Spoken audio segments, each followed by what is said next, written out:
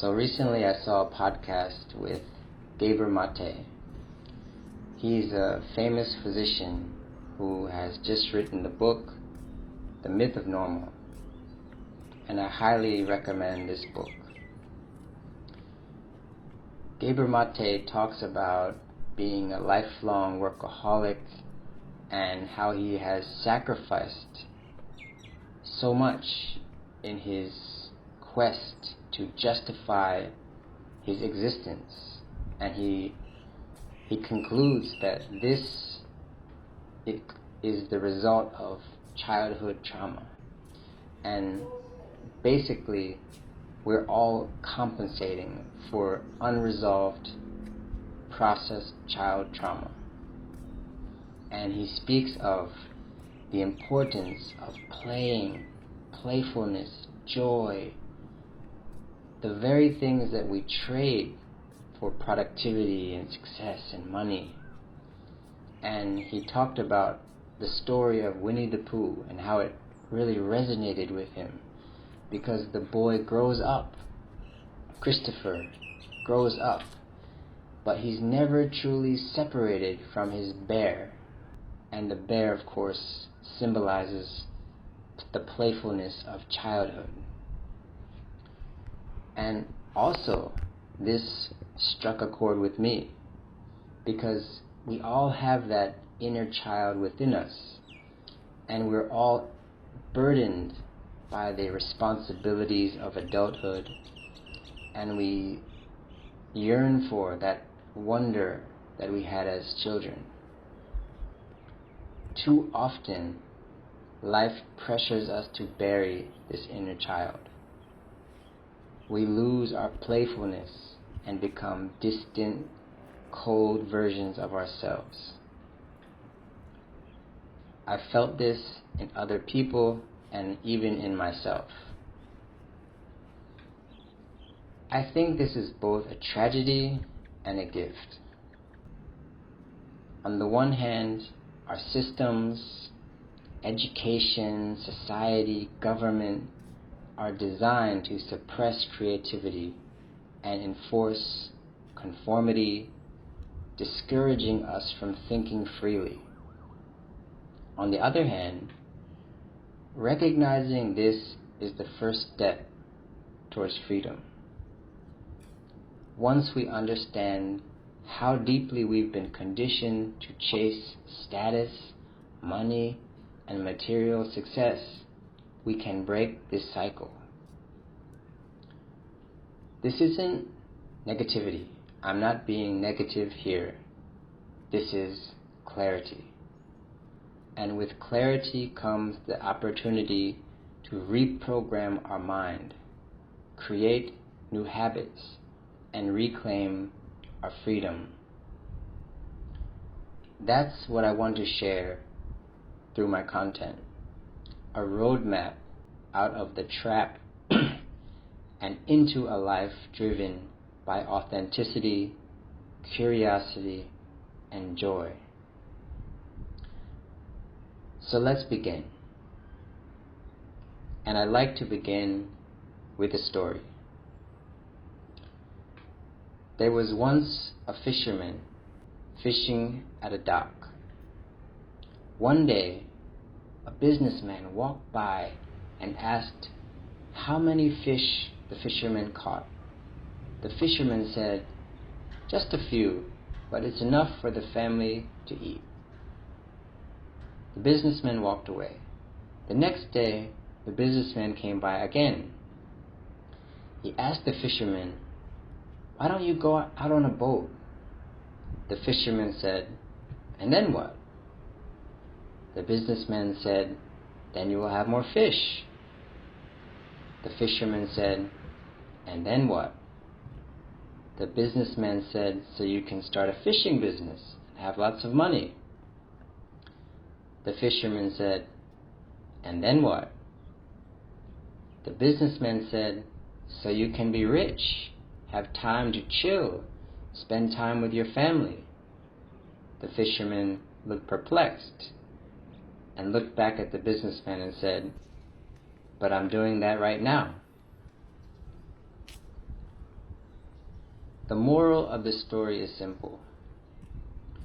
What we're often searching for feels like it's somewhere in the distant future, something we work tirelessly to achieve. But in truth, what we seek is often right in front of us. We already are who we want to become.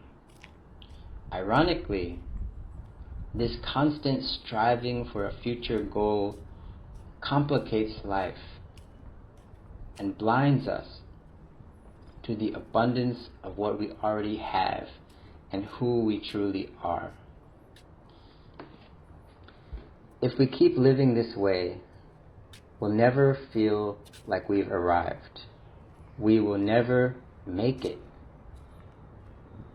There will always be something more, something missing. And deep down, we know this. Yet, when someone points it out, we nod in agreement, only to return to our robotic routines, going through the motions, disconnected from life, never truly present. We understand the idea in theory, but hesitate to live as if it's actually true, or we're scared to. And even if we wanted to, we wouldn't even know where to begin. Living in the present moment feels foreign to us because we've forgotten what it means to simply be. We've become separated from our essence, our inner child, our Winnie the Pooh. Eckhart Tolle explains this beautifully in The Power of Now, another book I really recommend. I love this book. But here's the thing. Sometimes these spiritual teachings can feel a bit dry, like they're missing the spark, the fire, the chaos that makes life so dynamic.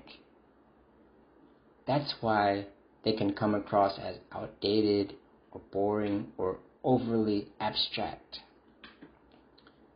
But let me tell you something. There is no single path to peace. There's no one way. Just like there's no single way to exercise. Still, one thing remains true.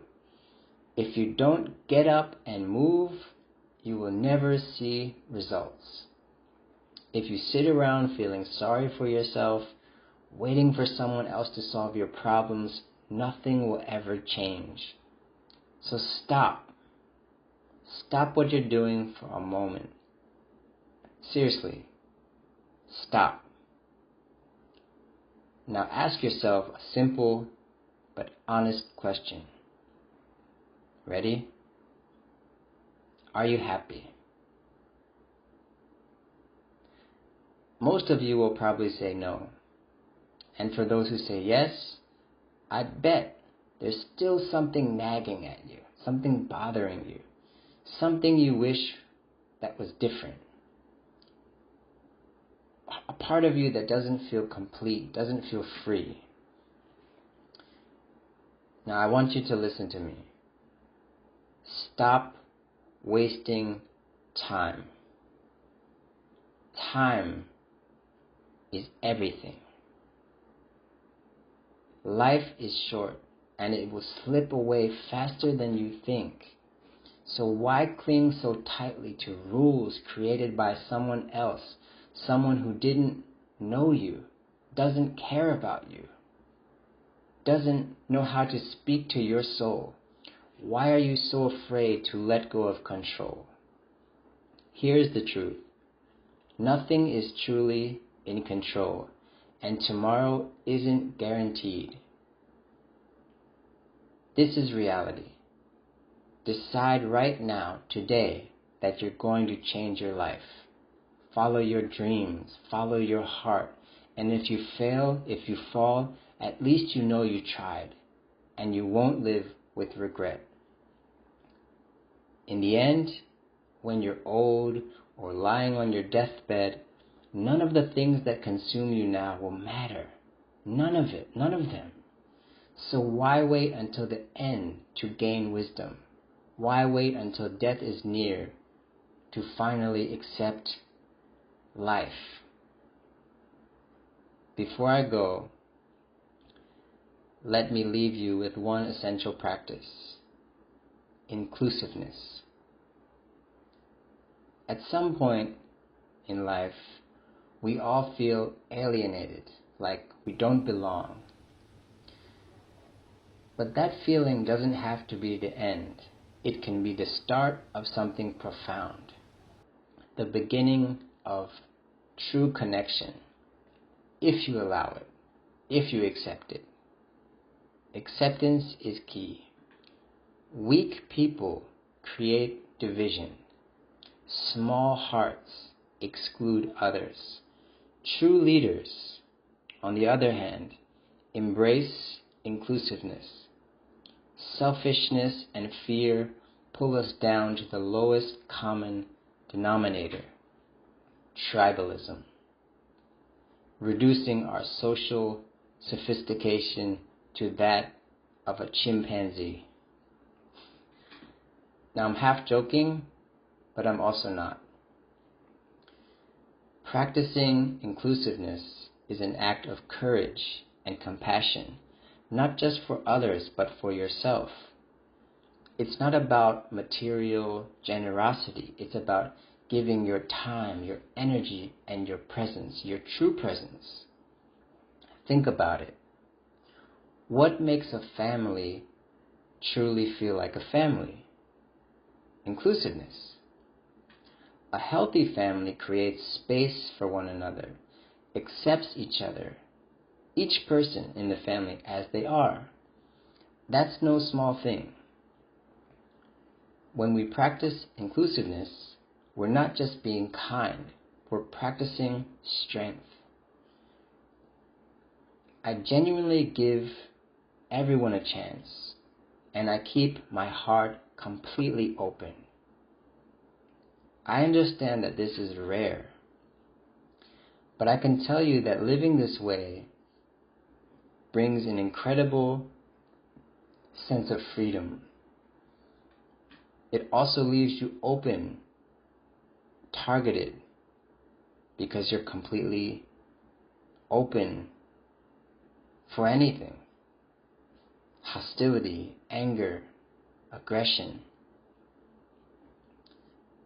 But I'm able to make other people feel at ease anytime I want. I can see them truly. I include them. No strings attached. No agenda. People often misperceive this. If you struggle to practice inclusiveness, it's a sign of how closed off you are, how disconnected you've become from your own heart. Inclusiveness is more than just a social act. It's a reflection of your inner openness and the strength of your character. When you live this way, you'll not only connect deeply with others and have meaningful relationships in your life, but you'll also find greater access to the fullness of who you are. And I want to end with a quote from Friedrich Nietzsche, one of my favorite philosophers. He said, "You have your way, I have my way. As for the right way and the correct way, there is none."